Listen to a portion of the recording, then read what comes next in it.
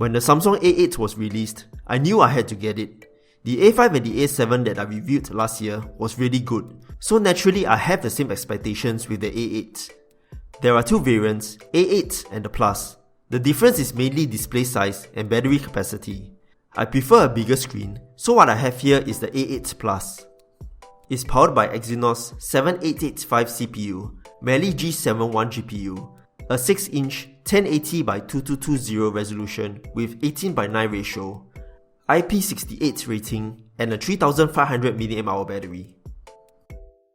The front and back is made of glass and are held together by a metal frame.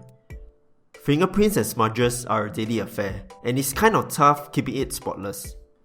They also included a plastic case, but it also attracts lots of smudges, so I used the phone naked instead. The glass feels so much better on the hands, but using it naked has its consequences. There were some paint chips at the corner, and I have no idea where I got it from. For those that want to protect your phone, please get a good quality case. The fingerprint sensor is on the back, just below the camera. I feel that it's placed too close and my finger touches the camera most of the time. But after days of using it, I tend to slide my finger upwards to the sensor, and it works pretty well.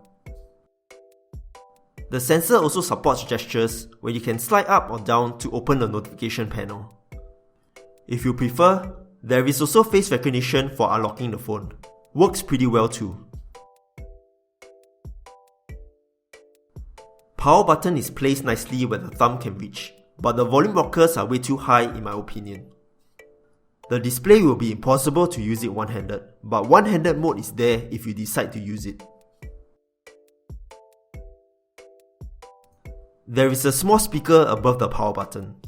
Although I'm sure most of us prefer stereo speakers, but I have to say it's pretty loud at the maximum. It's not easy to muffle the speakers at any orientation as well. With the growing trend of removing headphone jacks, it's great to see that the A8 Plus retains it.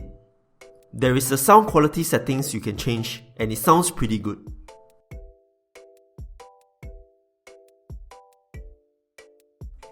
Even with always on display, there is still a LED light which is pretty nice. Always on shows the time, information and notifications when the display is off. Double tap the icon to interact with the app.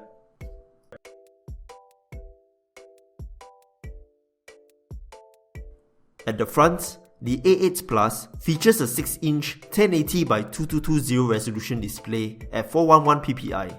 No issues with sharpness there. Samsung has always been known for the vibrant colours, and the A8 Plus is no exception. If somehow you do not like it, the screen mode allows you to do some changes.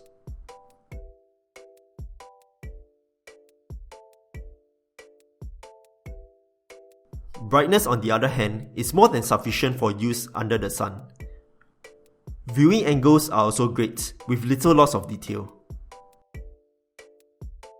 It supports dual SIM and microSD card, but is located on two different card trays.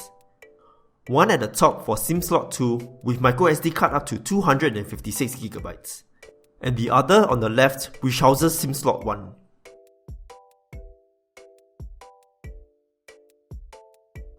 Talking about dual SIM, the SIM card manager allows you to change the preferred card for calls, SMS, and data. Reception was around max most of the time, depending on location, and there wasn't any drop calls during my usage. My set has 64GB of storage and 6GB of RAM. There is also a smaller version with 32GB of storage and 4GB of RAM. Good news is that it supports adaptable storage, where it turns your SD card to be part of the internal storage. As for OTG, you can't use a micro USB with the adapter. It won't be able to detect. You will need to use a normal Type-C thumb drive. Other specs are Wi-Fi 802.11a, b, g, and AC, Bluetooth 5.0, NFC, GPS, FM radio, compass, and barometer. It's also IP68 certified, so it's dust-proof and resistant to water at a maximum depth of 1.5 meters for up to 30 minutes. Benchmarks are pretty good for the Exynos 7885 on both Antutu and Geekbench. Playing games like Rules of Survival or Maximum Graphics was pretty smooth, but it does lag a little when loading the first time, or if there are lots of objects to be rendered. The phone does get a little warm when playing for longer durations.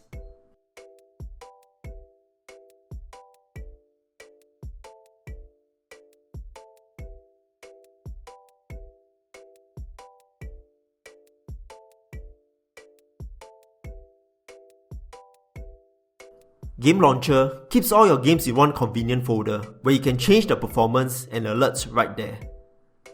When playing a game, a controller icon will be on the navigation bar for features like gameplay recording and screenshot.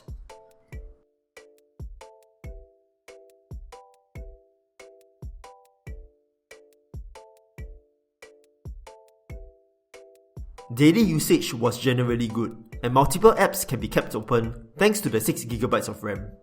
Phone UI is butter smooth, and launching of apps is pretty quick in general, but occasionally it does lag here and there. Samsung Experience 8.5 sits on top of Android 7.1.1, and it bears lots of similarities to the Grace UX on the A5 and A7. Download Booster is using Wi-Fi and LTE networks for downloading big files, but it may result in additional charges. Separate App Sound is playing media sound on another audio device, like Bluetooth speakers, while playing another sound on the phone audio output. At the home screen, there is the usual tap and hold to add widgets, wallpapers, and also use Samsung themes to change how the UI looks. You can also tap and hold on the icon to show additional menu. The navigation bar can be hidden or shown, and the layout can also be changed. If an elderly, for example, wishes for a more user-friendly UI, Easy Mode enables you to do that.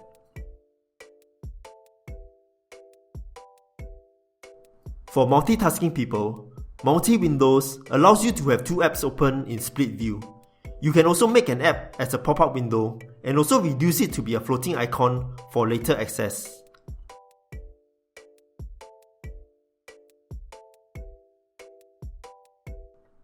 One very useful feature is the Dual Messenger.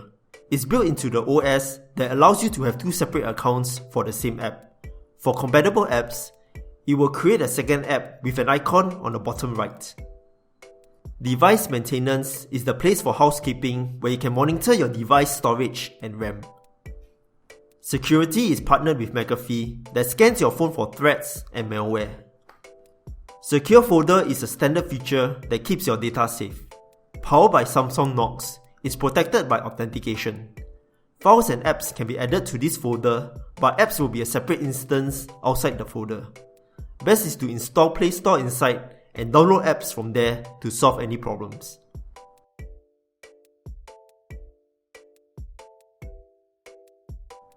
Other useful features are Do Not Disturb, notification settings,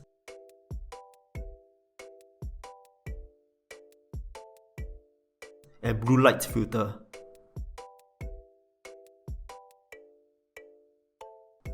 Lastly, there is a user manual if you do need more information about the phone. Battery life was a hit and miss for the A8 Plus. On standby, it drains about 1% every hour, and when playing games, it drains about 7 to 10% for 30 minutes. With always on display turned on, my usage is about 12 to 15 hours unplugged, and by the end of the day, I would have around 15 to 30% battery left. This will last a full day of use, but will be difficult if you do play lots of games. Using the adaptive fast charger, it took around 1 hour 30 minutes to 1 hour 50 minutes to charge from 0% to 100%. There is the battery menu for power saving mode, monitor apps that use too much power, and also remove restrictions to allow apps to use as much power as they need. A 16 megapixel camera with autofocus has some common modes like panorama, hyperlapse, and you can download more modes from the store. Swipe left to access camera modes and right for the camera filters. Food mode has a circle of focus to keep the background blurry, while keeping the attention on the food.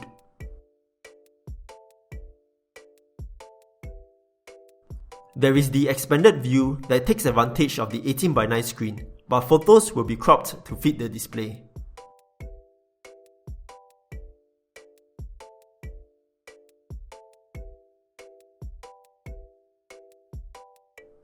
Manual and autofocus works pretty good in general, and of course, low light will take a little longer to focus.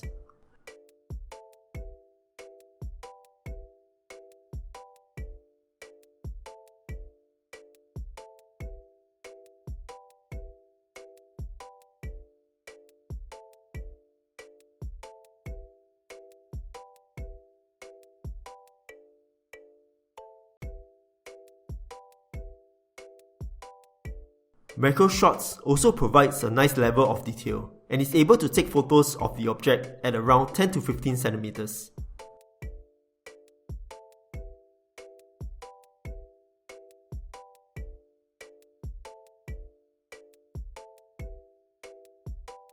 In auto mode, photos turn out great in daytime and never had any problems with it.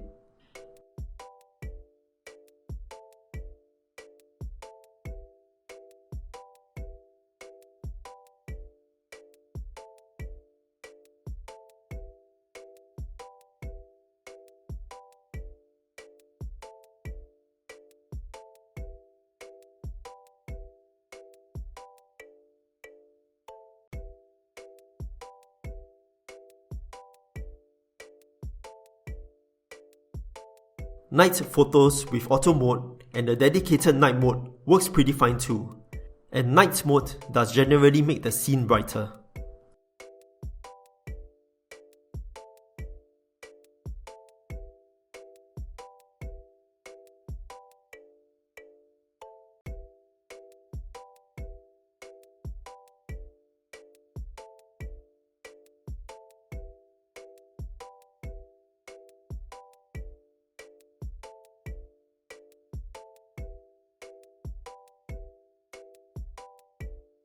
Looking at the viewfinder in the night, the area when there are shadows tend to flicker.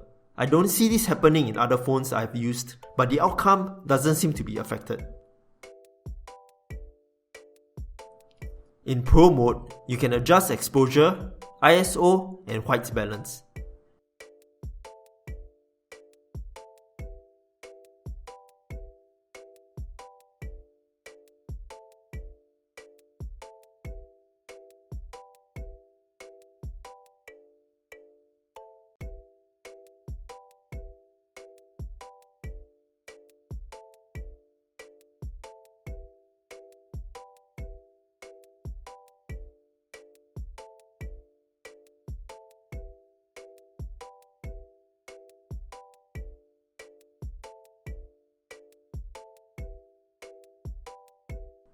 Dual 16 megapixel front-facing camera ensures that your selfies are as good as the photos from the rear camera.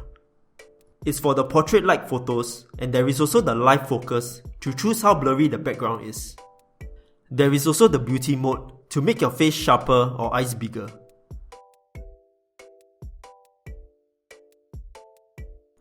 Bixby Vision is kind of like Google Lens, using the camera to scan text or items, and does a search using various partners and displays the results.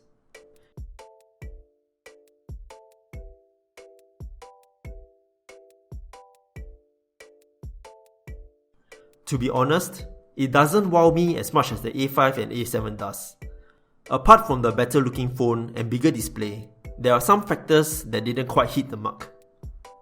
Battery life was a little disappointing. Wasn't as good as the A5 and the A7.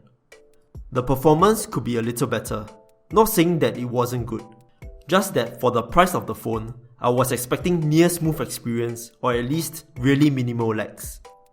Hopefully, future OS updates will make it much better. If you ask me, I will wait for the price to be a little lower or even consider the previous A5 and A7, which should be cheaper by now. That's all for this video. Please leave a like and share this video if you enjoyed it, and subscribe to see more of such videos. Thanks for watching and see you guys in the next one.